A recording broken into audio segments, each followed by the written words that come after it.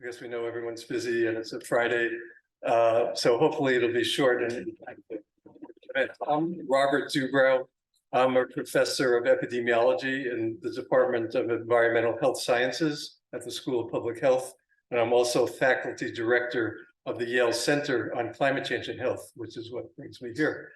And the reason we wanted to have this event today was, I don't know if you're all aware, but today's the start of something people are calling Climate Week. And that's mainly because there's the Secretary General of the United Nations has called a Climate Ambition Summit for this coming Wednesday. And it's a very important summit. The goal is to up the climate ambitions of the various countries around the world, which so far have been insufficient. So the Climate Week is kind of a series of actions, and so basically to support the Secretary General, Antonio Guterres, who's taken very strong stands in favor of climate action. And so, you know, we felt it was important to have this event, albeit small, at the School of, well, really it's a joint School of Medicine and School of Public Health event, to express our support for what the Secretary General is trying to do. And you'll hear also about, on Sunday, there's a march to end fossil fuels, also really to support what the Secretary General is trying to do.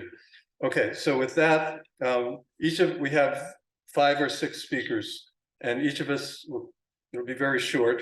And after that's done, you know, if some of you want to stay around and discuss a little more, that would be great. But, you know, that'll be the end of the official event, and you could be, you know, feel free to leave at that point.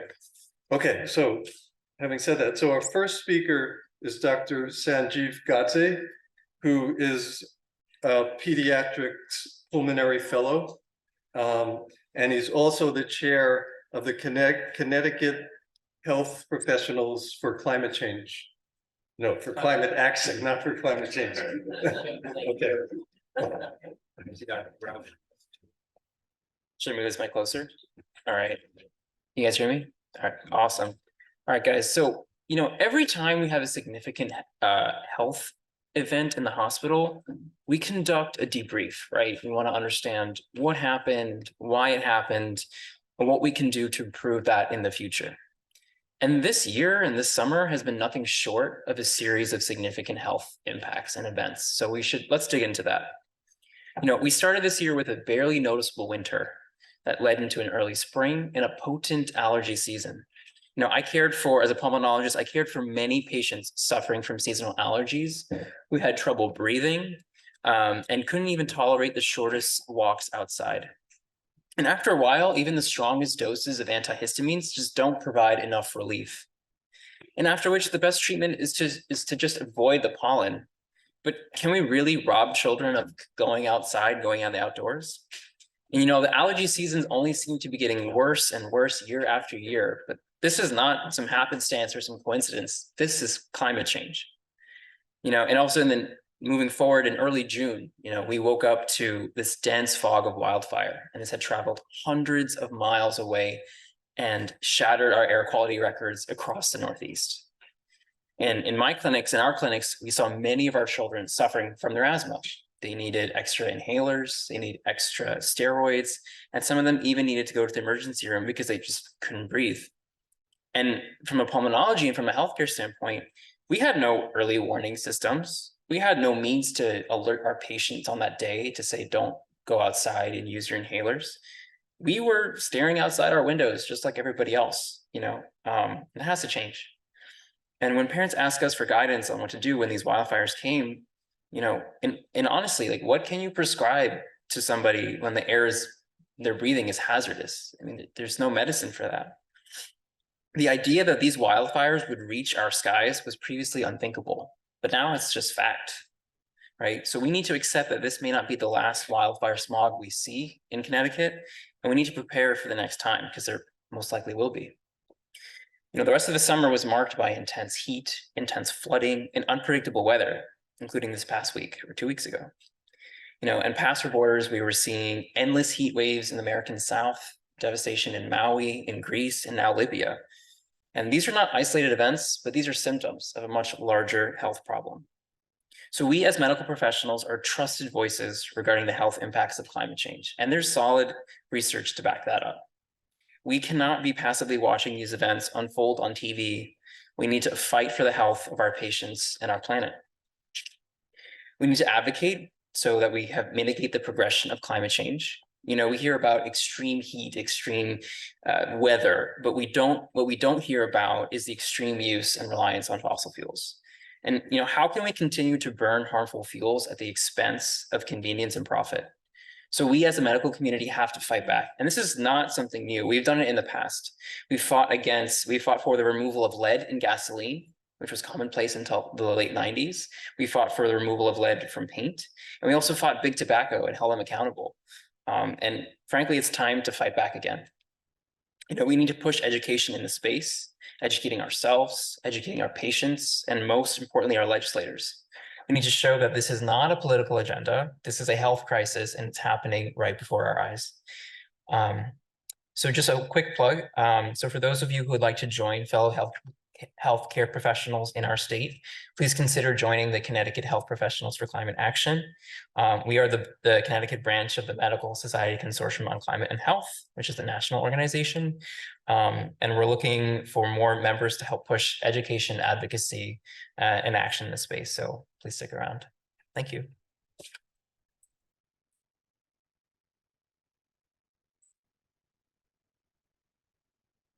Okay, so our next speaker is Alix Rachman, who's the program administrator for the Yale Center on Climate Change and Health.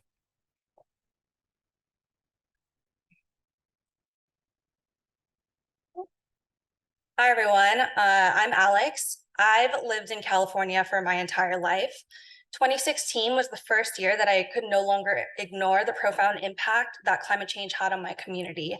The Soberanus fire in Monterey County, a wildfire that burned 132,000 acres from July to October, covered my car in ash every morning and had me waking up to a sky so gray that sometimes we couldn't see the sunlight for days. Life keeps moving even in the face of these disasters. While driving through Salinas Valley, I watched dozens of farm workers continue to work outdoors in the most hazardous air quality conditions the county had ever experienced in order to feed the country. In 2018, the deadliest and most destructive wildfire season California has ever seen, I watched as the county fire in Napa forced my loved ones to pack up their belongings and only choose the most important items they could carry and evacuate their homes, not knowing if it would be standing when they returned. This is a climate emergency and it needs to be declared as such. It's 2023 and we're seeing history repeat itself over and over and over again in Maui, in Canada, and in so many other parts around the world. Every week it feels like you turn on the news and there's a new climate disaster, like the floods that have killed hundreds of thousands of people in Libya. The science is clear. Our use of fossil fuels has increased the magnitude of wildfires, hurricanes, floods, and extreme heat, some of which we're seeing in our own backyards. The impacts of climate change are deeply affecting the physical and mental health of those living in climate hotspots around the world, including heat-related illnesses, vector-borne diseases, food and water insecurity, and population displacement. And Black, Indigenous, low-income communities and communities of color are experiencing higher levels of these direct health effects from fossil fuel usage. For the first time, the UN Secretary General has outlined 5 critical actions to end fossil fuel exploration, development, and use, and commit to building a resilient and just renewable energy future.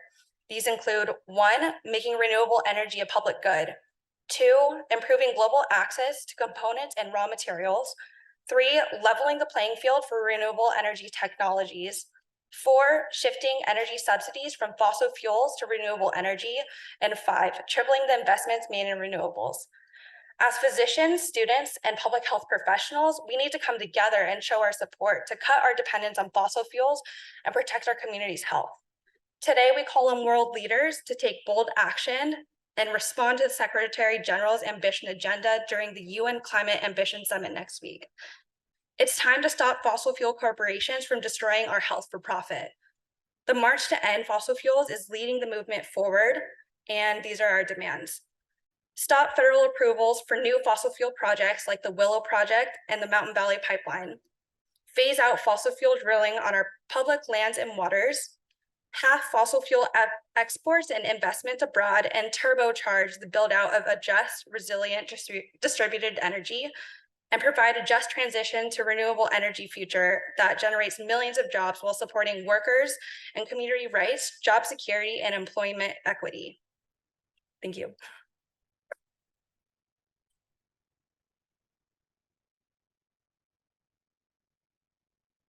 All right, so our third speaker is Dr. Lauren Pischel. She's an instructor of infectious diseases.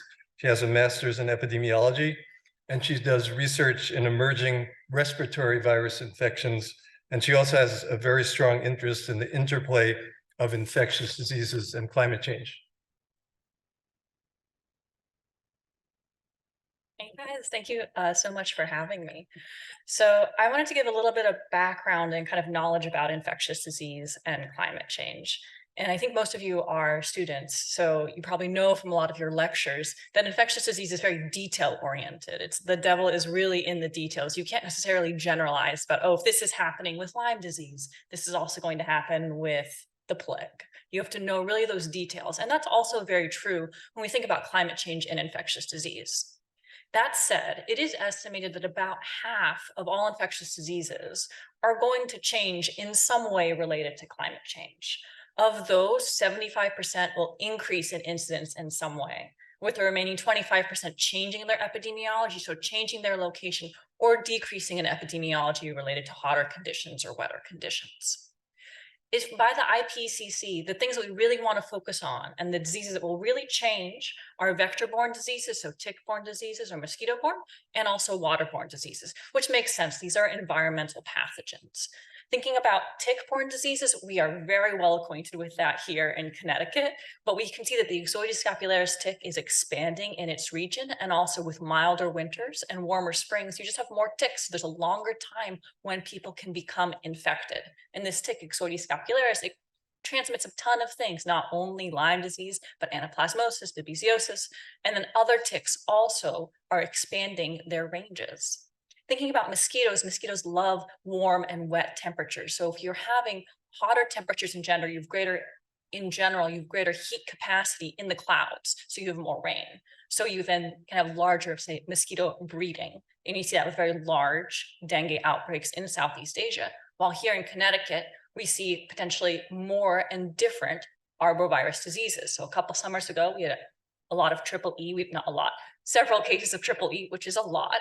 And then most recently this summer, we have a Jamestown Canyon virus that has been found in 12 different towns, not in people, but in mosquitoes when they tested them, which also causes a meningitis and encephalitis.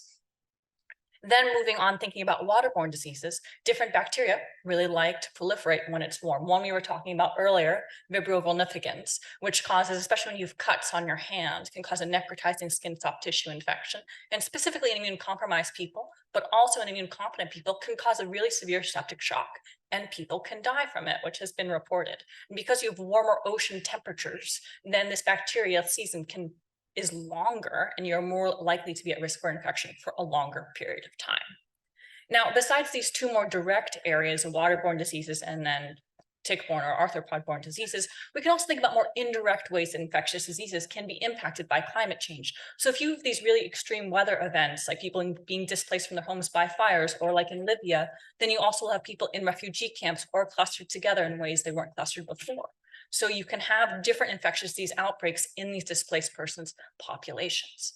We also really have to think about if animals are changing where they live, where they can live related to climate, then that will push animals to have different interactions with humans and push them more so to interact in different ways with us, allowing for different spillover and spillback of pathogens. Spillover is where there's a zoonotic infection that comes into humans, and spillback is when we give something back to them. And we've all just lived through one pandemic or living through it still. And then we really want to try and decrease this ability, these outbreaks from happening. But we overall should not despair. There is still time for action. things to think about that we should do specifically regarding to infectious disease is that we want to have better infectious disease surveillance, better healthcare capacity for these big stresses that we put on the system, in addition to different climate mitigation and adaptation and reducing fossil fuels. Thank you, guys. Happy to talk more about it.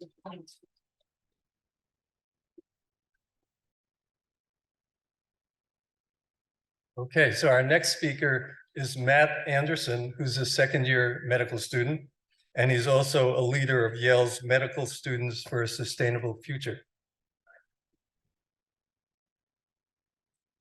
Thank you. Hi, everyone.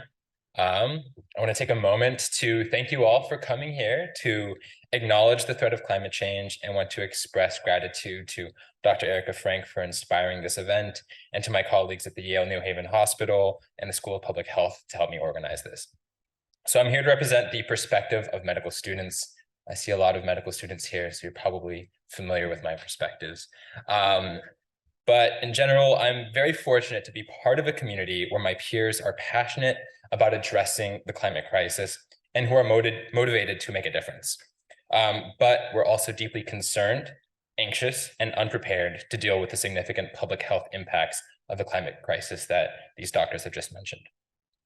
Our institution has only just begun to educate us on the health effects of climate change, and the progress that's been made thus far has been championed through the dedication of very few faculty members and many busy medical students dedicated to improving our curriculum. The immediate reaction of many students to this curriculum has been skepticism, asking, what can we do with this information? We are not yet doctors treating patients, and we lack the authority to allocate resources to address climate trends. Moreover, our training exposes us to numerous moral and ethical issues, making it easy for the climate crisis to be overshadowed. However, I believe that medical students, and especially those of this generation, have crucial roles to play. And let me share two examples. First, as students, we can influence our educators to prepare us for the challenges posed by climate trends. Our renowned institution is a hub of clinical expertise and can set the standard for future generations of clinicians to come. If our aim is to shift values and norms regarding climate threats, we are uniquely positioned with the ability to make incremental but indelible improvements in the education of clinicians to come. This is the current goal of MS4SF at Yale. Over the past 2 years, we have been working to impact our education to teach our peers about the health effects of climate change. While it's only a fraction of our education, we hope it sparks an awareness that something is seriously wrong on a large scale and that it inspires further exploration and action. Second, as medical students, we must be prepared to bring our change to our future practice. My peers and I inherit a rich academic lineage, but along with it, the shortcomings of a system that was built in a world that no longer exists. It's a system that has not prioritized equity, resource stewardship, or patient empowerment. While my peers and I will remain students for many, many years, we will soon be part of emergency departments, operating rooms, private practices, and community clinics across the country. We will have the power to treat and inform our patients. Our actions will directly impact the sustainability of our system, whether it's the use of different anesthetic gases or the selection of our electricity providers, and we'll be able to influence health system leaders through advocacy and research. Healthcare is more complex than ever, but by staying informed on crucial issues and by identifying ways to improve our practices, we can drive real change. Being a competent physician requires understanding the context in which our patients live, play, learn, and work. The ways in which our environments are impacted by the climate crisis is a salient component of that context. I'm proud that my peers and I are advocating for and equipping ourselves with the necessary tools to address these challenges. Thank you.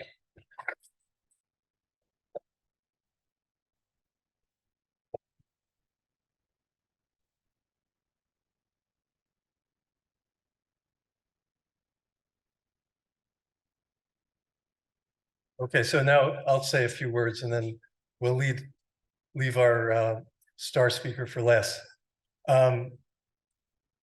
So you've been hearing about how climate change really represents a public health crisis and a major, if not the major, public health challenge of the 21st century. What I want to emphasize is that, well, and that we have to reduce, the solution, of course, is to convert from fossil fuels to renewable energy, right? We have to stop burning fossil fuels. What I want to emphasize is that even if climate change were not happening, that converting from fossil fuels to renewable energy would still be a public health triumph, okay? And the reason is that when we burn fossil fuels, we of course emit carbon dioxide, which is the greenhouse gas that's causing all this trouble. But we also emit toxic air pollutants like fine particulate matter, like nitrogen oxides, like precursors of ground level ozone. And this is something you all should be aware of if you're not already. The estimates are that fine particulate matter alone kills between 5 and 10 million people per year globally. Okay, so it's a major killer in the world. And so if we eliminated fossil fuel burning, which would greatly reduce fine particulate matter in the atmosphere, we'd save millions of lives each year, totally apart from climate change. And that's an immediate benefit, right? So we absolutely have to reduce fossil fuels and eliminate fossil fuels in order to address climate change, but that's going to happen kind of over a longer period of time. I mean, even if we stop burning all fossil fuels tomorrow, we still have a certain amount of climate change baked in, so temperature is going to continue to increase, which means that the health effects would continue to get worse. But we have this silver lining, major silver lining, that we'd have the immediate health benefits of saving millions of lives.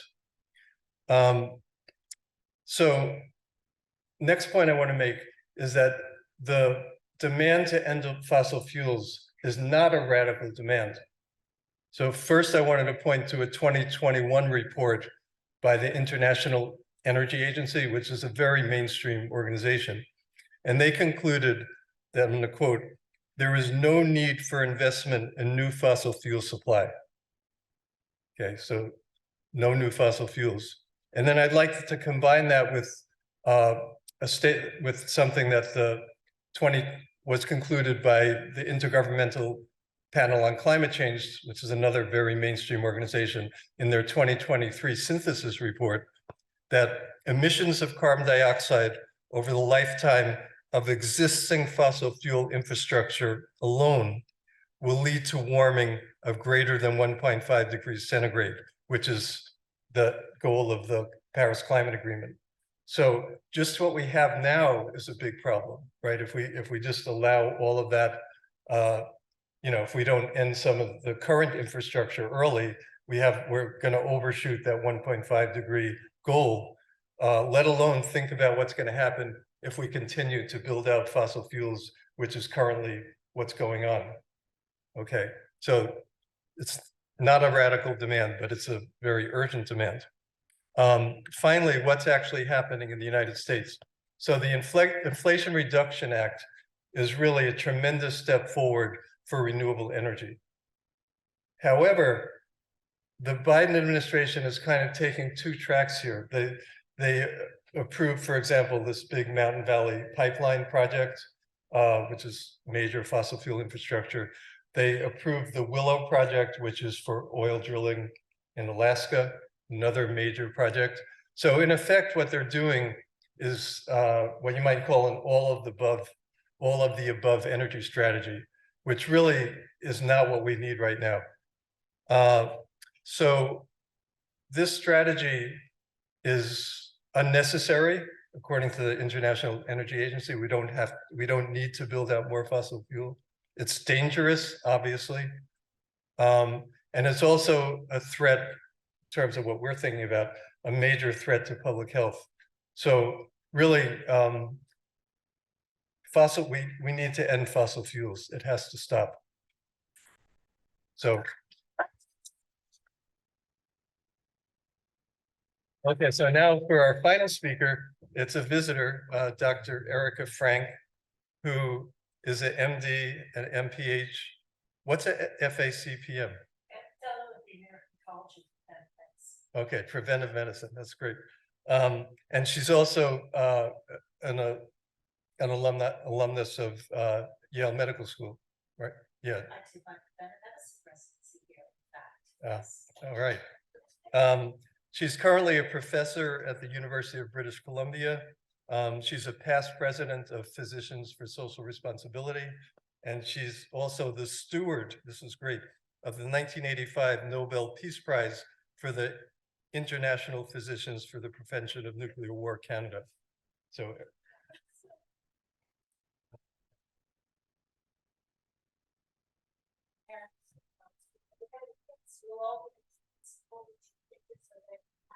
why I have this object with me. But I'm here, I think, mainly in the next 5 minutes to role model how a life while at and after Yale can be really powerful, even in the context of wearing a doc hat or a public health hat or another health provider hat. I've always been interested in advocacy and in social change, and there are three major academic policies that I have done that might be useful for you guys to know about. First, though, to tell you, I was not flown in as a ringer, okay? That would be really terrible. And in fact, the piece that I want to really make sure that you see and hopefully remember perennially from what I'm telling you is this graph. This is from a website called visualcarbon.org. And this is climate change, one flight, round trip for the black bars economy class, round trip in gray bars for first class from Vancouver to any of these places in comparison with this line for carbon emissions that are sustainable at 2 degrees increased heat centigrade in our environment. And these bars are the average emissions for people in these different countries. So bottom line is, from here, I'm going on to Boston and then to Germany. And so I am going to have the carbon footprint of this trip to Berlin at the economy level. But I'm gone from Vancouver until probably February, because I'm doing this long loop because I'm having this huge carbon expenditure and I have other things. I have a meeting in Africa in a month. And so rather than going back to Vancouver, I'm couch surfing with my best friend from med school, Rick Ortiz, who you probably know, with him and his husband for this week. And of course, since I was going to be here and today is the Global Climate Strike Day, I was like, oh, well, we must do something. And so contacted a mutual friend who I've known since I did my fellowship at Stanford. And here we all are. So the other three things that I want to mention briefly to you is that on the flight piece, I got the Board of Governors of University of British Columbia, where I'm a prof, to agree to a policy to reduce work-related travel, air travel, by 50% by 2030 compared to prior to pandemic. So major change based on that piece of data, that graph, that was like, this is the biggest thing by far that any of us who travel by air, the 10% or so of the world who's ever traveled by air, and the 2 to 3% who do so every year.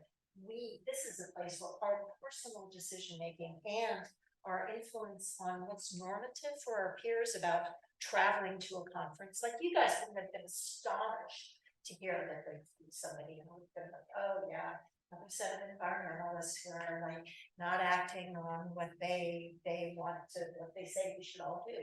This is the place where our personal action and how we influence our ecosystem can make a difference. The other place where I've made a meaningful academic difference is in 2 pension funds at UBC, and before that at TIA Prep, which is where all US academicians have the opportunity to put our funds. And when I went to Emory as faculty in 1993, there was a social choice fund, and I put all my money into that with TIA Prep. But then about 7 years ago, I realized there was an awful lot of serious carbon emitters in that social choice stuff. So made an appointment with some other leaders from Physicians for Social Responsibility and went to New York when I was going to be there anyway, to their headquarters. And a year later, TIA Craft came out with the low carbon social screening fund that had all the original social screeners plus the low carbon. It's not a perfect fund by any means, but it now has over $1 billion of pension funds. And that was it probably would have happened soonish anyway, but the fact that it happened 4 years ago was 100% because I said, and I did the same thing in University of British Columbia, obviously with smaller effect. Come on, we need to have an opportunity to be able to put our money where our mouths are. So those are things that I, as volunteer hobbies, with the power of my education and credentials, was able to foment. And just to conclude, this Nobel Peace Prize is the same sort of function. So this is the International Physicians for the Prevention of Nuclear War. This is the one that was cast for the Canadian branch that I'm on the board of now. I was the president of the American branch, as mentioned. And this was in acknowledgement of our work on nukes, which was thought at the time to be intractable, and still is a horrific problem. But this is testimony to the ability of individuals to make social change. And that's what we're all here about today. So really glad to be able to come home to this system, have a chance to interact with all the elements. Thanks so much.